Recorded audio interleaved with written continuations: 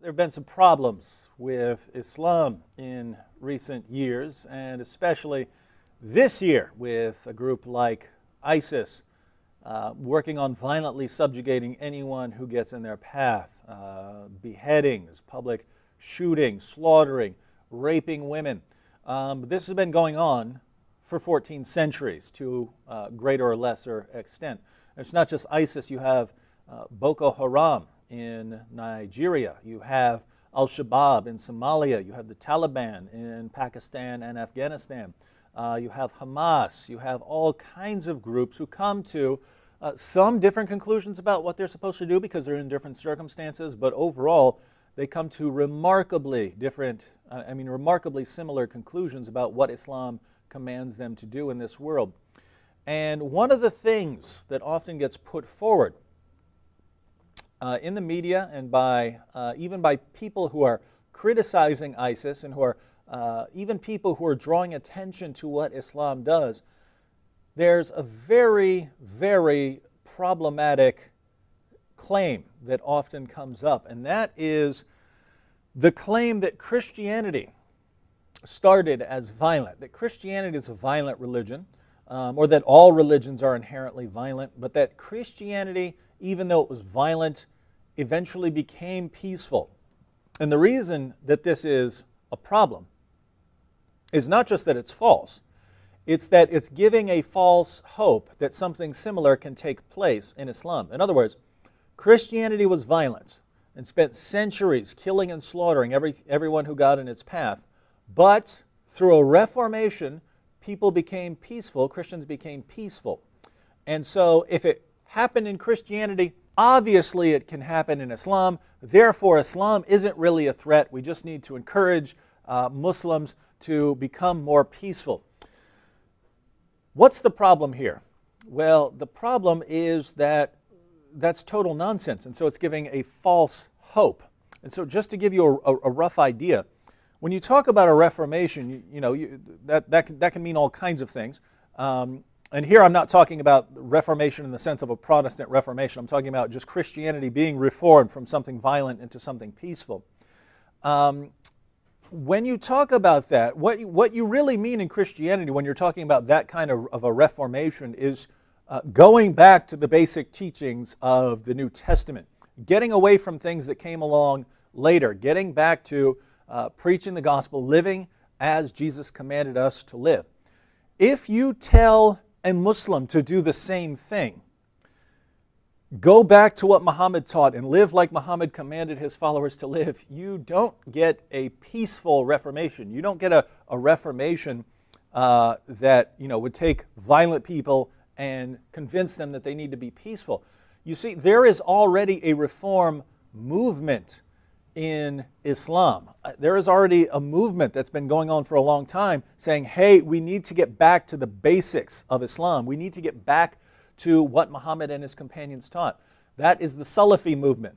But that's been a source of lots of violence and terrorism. And so the idea that the situations are parallel is absurd. And we're going to see why by asking a simple question: is Christianity a religion of peace? This doesn't mean that every Christian you meet will be a nice person or a peaceful person. We're talking about what the religion actually teaches. When I ask, is Islam a religion of peace, I'm not talking about what the Muslim down the street does. I'm not talking about what a terrorist does. I'm talking about what the religion actually teaches. What does this book, if you read it from beginning to end, what would you walk away with thinking is the final commands of this religion? And you can ask that about Islam, you can ask that about Christianity. We've shown repeatedly on Jesus or Muhammad what the Quran teaches, that the Quran commands Muslims to wage jihad if they are able to do so successfully. But we should ask ourselves, is Christianity a religion of peace? And here we would have to give a resounding yes. As we go through these teachings, I don't see how a religion can be any more peaceful than Christianity is. It's as peaceful as can possibly be. And so let's go through the teachings, what the religion actually commands. Again, it can be different from what people actually do. Some Muslims do what Islam teaches. Other Muslims don't do what Islam teaches. Some Christians do what Christianity teaches. Other Christians don't do what Christianity teaches. We're not talking about this or that person. We're talking about what the religion commands. So if we just focus on the religion itself, is this a religion of peace? Well, what we're going to do here is we're going to look at a couple of things. We're going to look at what Jesus taught about peace and violence. Then we'll look at what other New Testament writers taught about peace and violence. We'll look at, very briefly, just a Quranic statement about Jesus and his followers. And then we'll see how this can all be misrepresented so that people would think that Christianity is not a religion of peace. So let's go through. Mark chapter 12, verses 28 to 31. One of the scribes came and heard them arguing, and recognizing that he had answered them well, asked him, he's asking Jesus, what commandment is the foremost of all?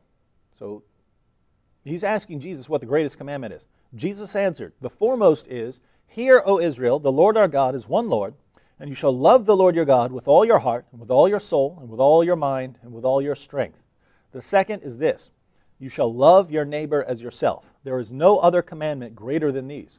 Notice that according to Jesus, the two most important commandments are both about love, loving God and loving other people. This is different from Islam, where the most important teachings are about obeying Allah by going out and doing what He says, including fighting. In what are called the Beatitudes in Matthew chapter 5, we'll read verses 5, 7, and 9. Jesus says, blessed are the gentle, for they shall inherit the earth. Blessed are the merciful, for they shall receive mercy. Blessed are the peacemakers, for they shall be called sons of God. These don't sound like commands to go out and violently oppress and persecute other people. Sounds like just the opposite. Matthew chapter 5, verses 38 to 39. You have heard that it was said, an eye for an eye and a tooth for a tooth. But I say to you, do not resist an evil person, but whoever slaps you on your right cheek, turn the other to him also. So this is referring to an open hand slap, that is, if someone is trying to insult you by slapping you on one side of your face. Jesus said, show him how little this means to you, and give him the other cheek. Let him slap that side of you too. Muslims condemn this for being too peaceful. How dare you? How dare you not fight back? So we're being condemned for being too peaceful. If we're too peaceful, how can we be a religion of violence? One of the most important passages on this topic, Matthew chapter 5, verses 43 through 45, because this is what Christians are commanded to do because of God's nature. The passage reads, Jesus said, you have heard that it was said, you shall love your neighbor and hate your enemy. So this was a saying back then. So you have heard that it was said, you shall love your neighbor and hate your enemy. But I say to you, love your enemies and pray for those who persecute you, so that you may be sons of your Father who is in heaven. For He causes His sun to rise on the evil and the good, and sends rain on the righteous and the unrighteous. So Jesus says, hey, you've heard, you're supposed to love your neighbor, hate your enemy. I say to you, love even your enemies. Why? So that you can be like your Father, who sends rain on the righteous and the unrighteous. So according to Jesus, we have to love everyone. Why? Because that's what God does. So reading these sorts of passages, how can you ever conclude that you are supposed to go out and kill and slaughter your enemies when He says you have to love your enemies and pray for those who persecute you? Matthew chapter 26, verses 50 to 52.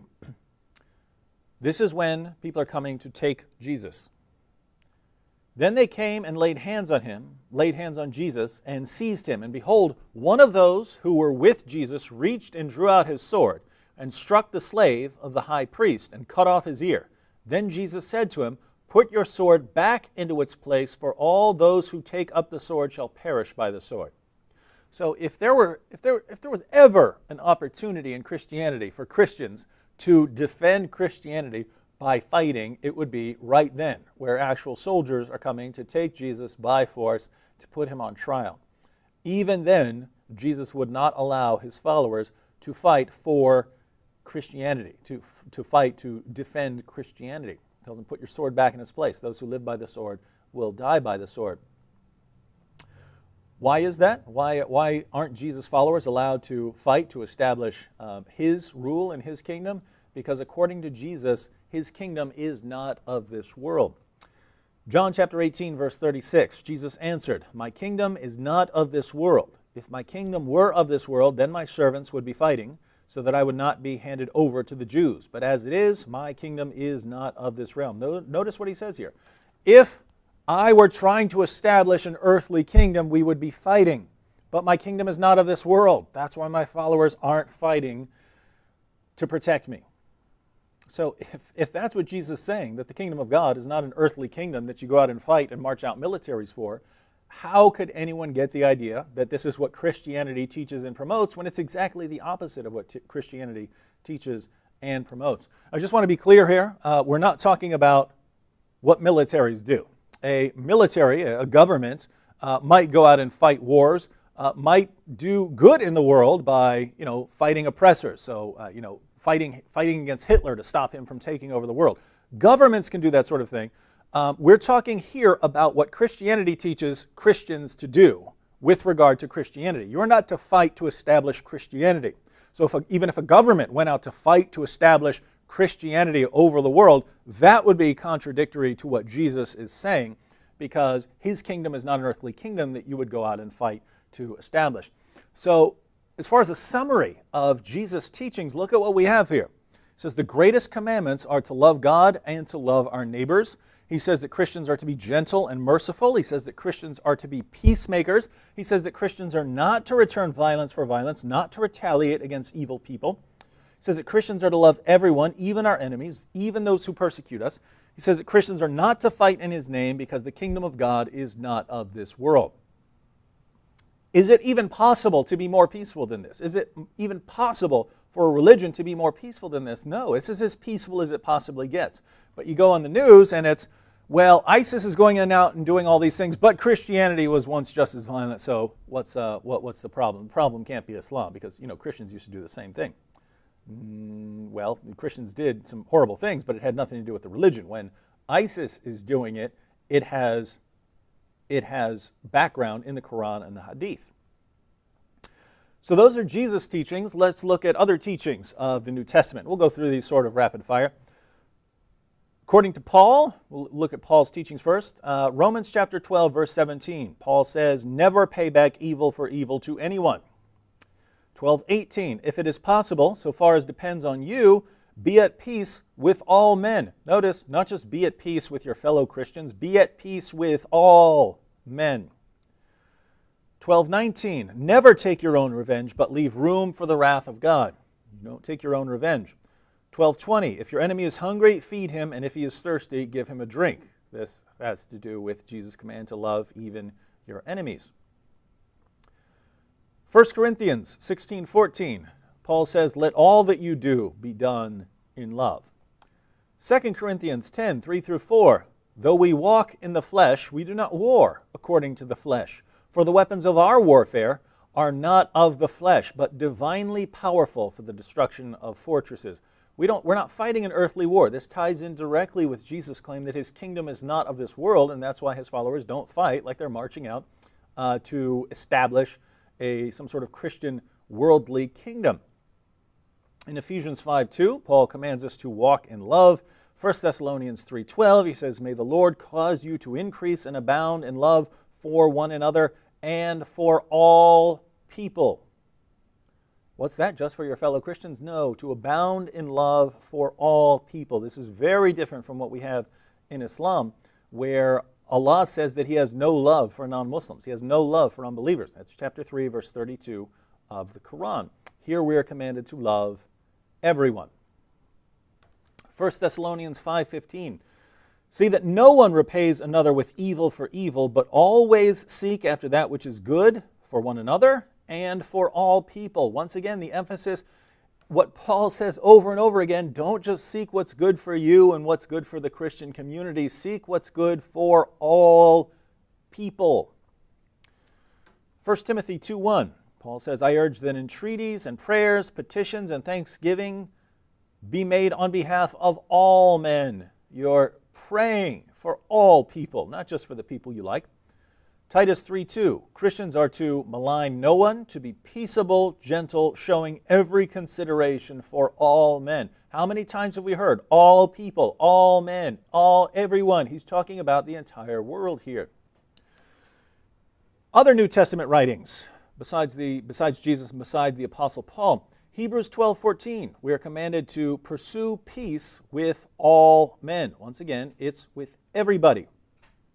James 3:17-18, but the wisdom from above is first pure, then peaceable, gentle, reasonable, full of mercy and good fruits, unwavering, without hypocrisy. And the seed whose fruit is righteousness is sown in peace by those who make peace. Over and over again, these passages emphasize love and peace, and it's all people. 1 Peter 2:17, so this is the Apostle Peter, honor all people. We're commanded to honor all people, not just Christians. 1 Peter 3:8-9, Christians are to be harmonious, sympathetic, brotherly, kind-hearted, and humble in spirit, not returning evil for evil or insult for insult, but giving a blessing instead. 1 John 4:8, the Apostle John gives a nice summary of everything where he says, the one who does not love does not know God, for God is love. So putting all of this together, the New Testament writers, the ones apart from Jesus, they command us to live in peace with everyone, to feed our enemies, to love everyone, to do everything in love, to seek good for all people, to pray for everyone, to malign no one, to pursue peace, to honor all people, to be gentle, sympathetic, kind-hearted, and humble, not to war according to the flesh, and not to retaliate with violence. Again, how could anything be any more peaceful than this? And yet, Christianity and Islam, they both teach the same thing. They both teach violent subjugation. Christians just decided not to do that one day. Is that correct? Is that right? I don't think so. And the reason I don't think so is we're actually reading what the Bible teaches. What's interesting is that when the accusation comes from Muslims that there's something violent about Christianity, that actually contradicts the Quran itself. Chapter 57, verse 27 of the Quran, Allah says, we sent Jesus, the son of Mary, and bestowed on him the gospel. And we ordained in the hearts of those who followed him compassion and mercy. Think about that. The Quran is saying that God ordained in the hearts of Christians compassion and mercy. So if Muslims say, oh, Christianity is violent too, not according to the Bible and not according to the Quran. According to the Quran, God made us compassionate and merciful. Now, if the Bible commands Christians to be peaceful, to love everyone, to harm no one, why have there been plenty of Christians down through history who've done all sorts of horrible things? And why are there people who think that Christianity is just as violent as Islam and teaches similar things to what Islam teaches? Well, there are three misrepresentations here, and we'll look at each one of them. There are three ways to misrepresent Christianity, to make it sound violent. And one would be to misrepresent the New Testament by ripping verses out of their context and distorting their meaning. You can do this with anything. You could play something that I've said, rip it completely out of context and make me sound violent. So when I say Islam commands its followers to fight those who do not believe, well, you could cut out the part where I said Islam commands its followers to and just quote me, just play the little video clip of me saying, fight those who do not believe, and say, look, you see there? David says, fight those who do not believe. Well, it's not me. It's not me saying that. I'm telling you what the Quran teaches. So it's very easy to rip something out of context and distort the meaning like that.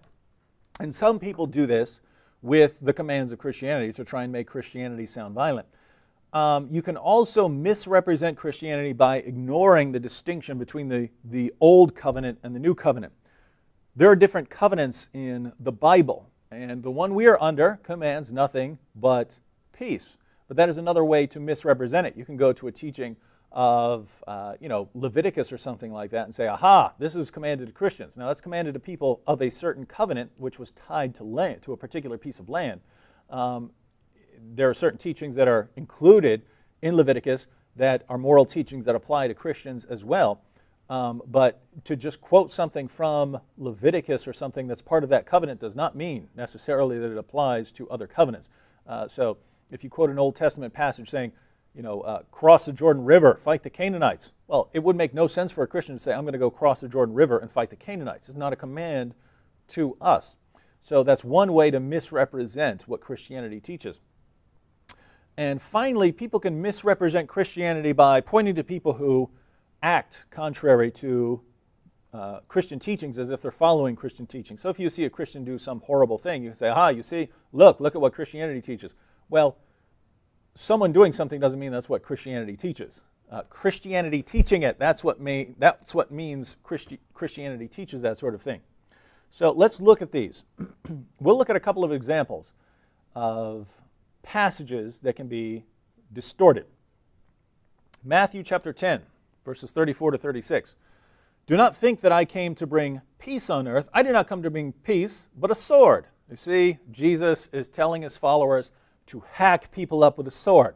He says he came to bring a sword, so he obviously wants people to go out and fight with a sword. Is that what he means here? Is he talking about a literal sword going out and chopping people up? Well, there are all kinds of problems with that. Let's just finish the passage first. It says, for I came to set a man against his father, and a daughter against her mother, and a daughter-in-law against her mother-in-law, and a man's enemies will be the members of his own household. So when you read even the rest of what he says here, he says, why? I'm dividing families against each other. A father will be against his son. A son will be against his father. Here, he's not talking about them chopping each other up. He's saying he's bringing a sword that is going to even cut families in half.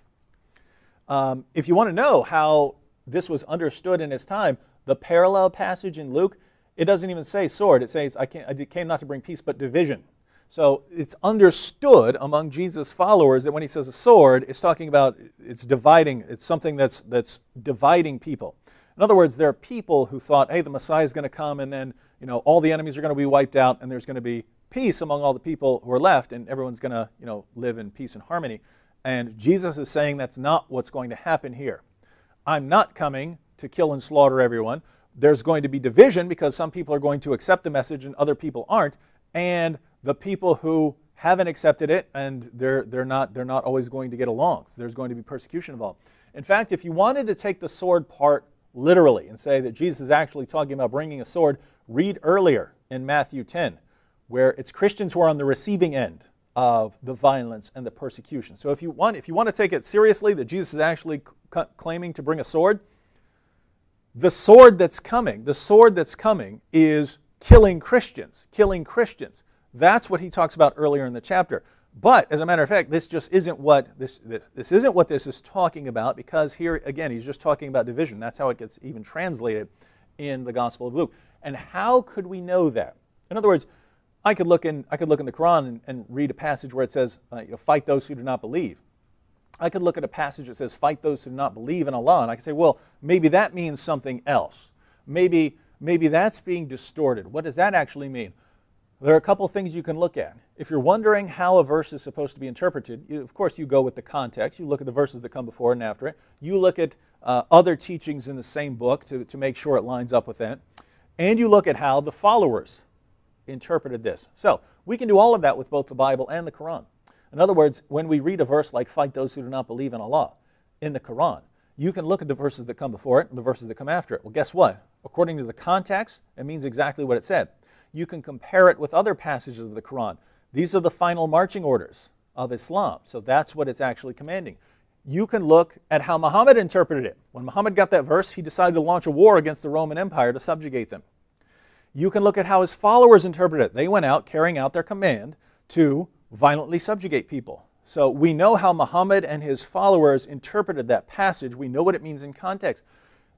What about Matthew 10 here? Did Jesus' followers say, oh, he said he came to bring a sword, let's go get some swords and go around chopping people up? Is that what anyone thought? Is that what Jesus thought? No. What does Jesus say when one of his followers even tries to use a sword? Put your sword back in its place. Those who live by the sword will die by the sword. So is it even possible to read the Gospels and walk away thinking Jesus is talking about chopping people up? That would contradict everything else he said. Which is why no one would conclude, if they weren't just trying to attack Christianity, no one would conclude that this has anything to do with violence. It doesn't.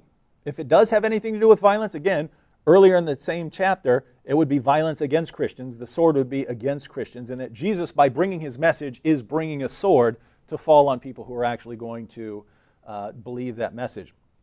And so there's just no way to interpret this as violent, and yet people do and say, you see, Christianity teaches the same thing as Islam. Sorry, it doesn't. Let's look at one more, because this is so common. From Muslims all the time, whenever I quote the Quran to them to show that Islam calls for violence, I get this verse, chapter 19, verse 27. But those enemies of mine who did not want me to reign over them, bring them here and slay them in my presence. You hear that? That's Jesus talking. He says, but those enemies of mine who did not want me to reign over them, bring them here and slay them in my presence. That sounds awfully violent. That sounds very, very violent. And Muslims say, you see, it's Christianity that's the real violent religion. Well, what happens? Here's a situation where if you read it in context, it changes it to a completely different meaning. In this passage, in this verse, Jesus is actually telling a story, and it's a character in the story that Jesus is telling who says that. Muslims leave out the part about this being a story, and Jesus is telling a story about someone else who says that, and they just quote it as if this is Jesus talking to his followers. Just to give you an idea, the story begins in verse 12, where Jesus says, a nobleman went to a distant country to receive a kingdom for himself and then to return. You can keep reading all the way through verse 27, but it's this nobleman in the story who goes away, then he comes back, he finds out that people have rebelled against them, and then he says, those enemies of mine who didn't want me to rule, bring them here and slay them before me. Now, to say that this is a command towards Christians is deliberately deceptive. You cannot be honest. You cannot be honest, read this passage and say that this is a command to Christians. In fact, if you wanted to go with the meaning of this parable, the story that Jesus is telling, the king goes away, then comes back, and then comes the judgment. Well, if you're saying this is about Jesus, then the story is about Jesus dying on the cross, going away, and then ultimately returning to judge the world. And so what that would mean is the judgment comes at the end. You don't get to go around hacking people up or killing people. You don't get to do that sort of thing. That judgment comes at the end. So if you read what it would actually mean to anyone who's being honest here, this means you don't get to go around fighting, because that only comes when Jesus returns to pass judgment on his enemies. So that's what you get if you actually read the passage in context. And so the other ways to distort it by quoting Old Testament passages as if these are commands to Christians. The Old Testament, the Old Covenant, was tied to a piece of land. That involved taking the land and maintaining the land, so there were passages that involved violence. Christianity is the message of Jesus is not a kingdom of this world, so it's not the same sort of thing. We're told not to fight, not to harm people, to love everyone, to do good to everyone. And then, of course, pointing to an individual Christian who does something bad and saying that's what Christianity is, you don't get to do that. And we all understand this. You don't get to point to something an atheist does, or something that a Muslim does, or something that a Christian does, or something that a Jew does, and say that is what the ideology or the religion teaches, unless it's something that the religion or the ideology actually teaches. And we've seen what Christianity teaches. It's nothing but peace from beginning to end, and that's what Christianity teaches. So is Christianity a religion of peace? We'd have to say absolutely.